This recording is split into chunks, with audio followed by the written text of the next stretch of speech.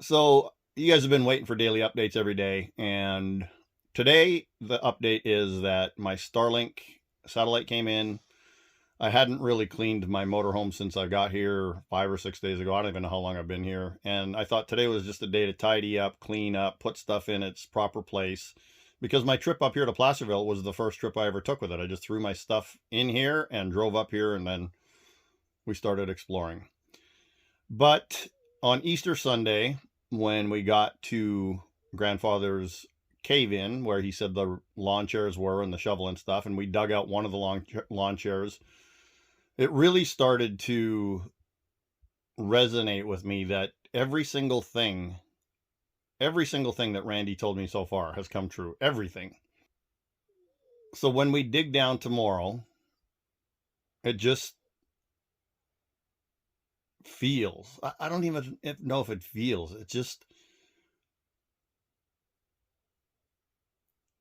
just there.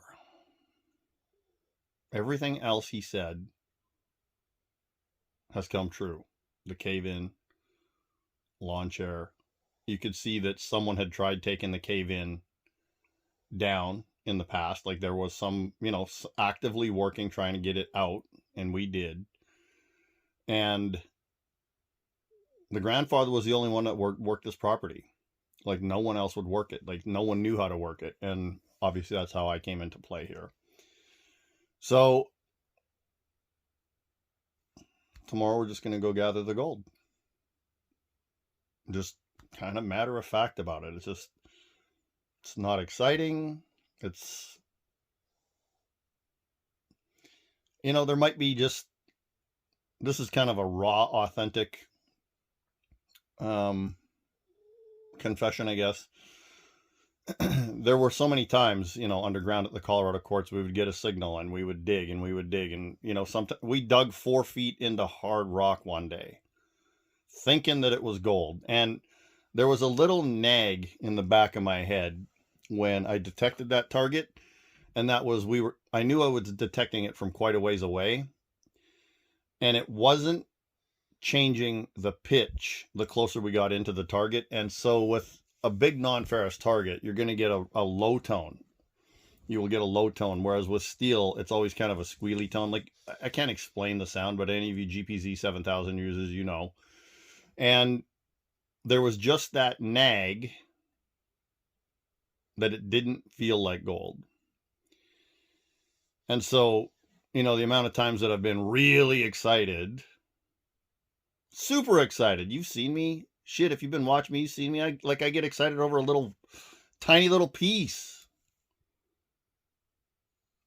And then how many times it wound up not being gold for 3 years? Nothing. 3 years. We literally found 9 grams of gold in 3 years, running 5 days a week. And I don't know, maybe my brain's just trying to protect me from being disappointed. But the crazy thing about it is Sunday afternoon when we got to the cave in, and Barry had to go out to get something. I don't remember what it was, but I'm just laying there. I was laying on my back, looking up at the back, which, by the way, in mining terms, the back is the roof of a drift. And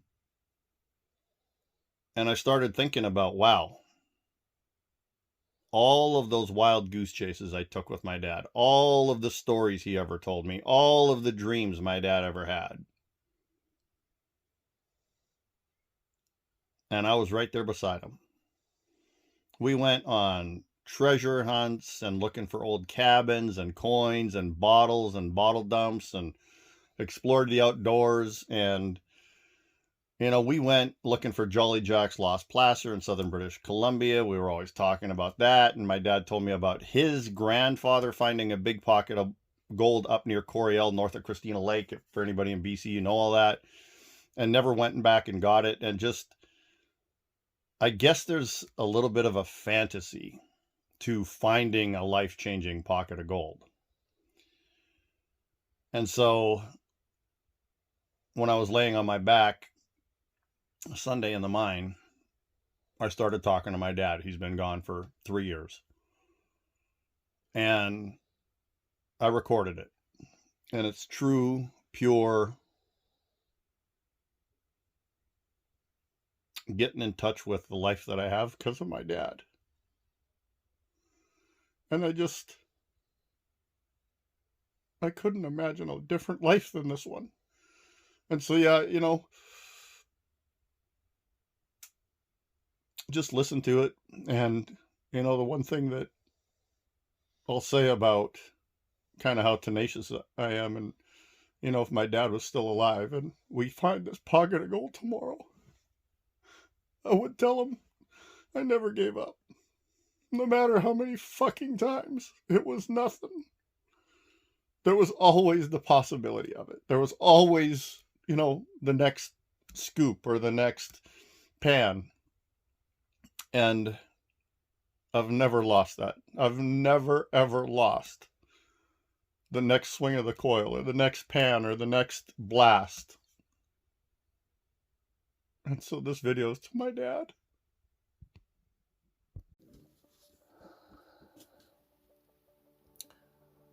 It's wild, Dad. Laying here on my back in this gold mine. That, there's a story about it.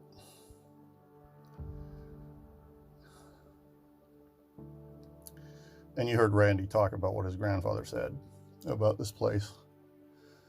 And Randy told me all those things before I came out here to see what this was. And I did buy some gold here about 5 weeks ago, and it's exquisite. In fact, I'm going to put some of it on Gold Bay.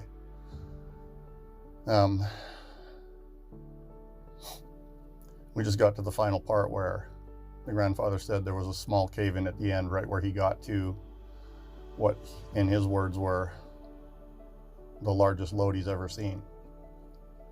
And he had 3 5-gallon buckets of gold in his living room. And his family, his family knows about it. They've seen it. I don't know how old Randy was, maybe 10 or 11 years old, and he said he's seen it. And he told his family to come in here and get it. And they asked me to come help them because I know what I'm doing. And he took me panning when I was 11. And I'm here now. And I'm thankful.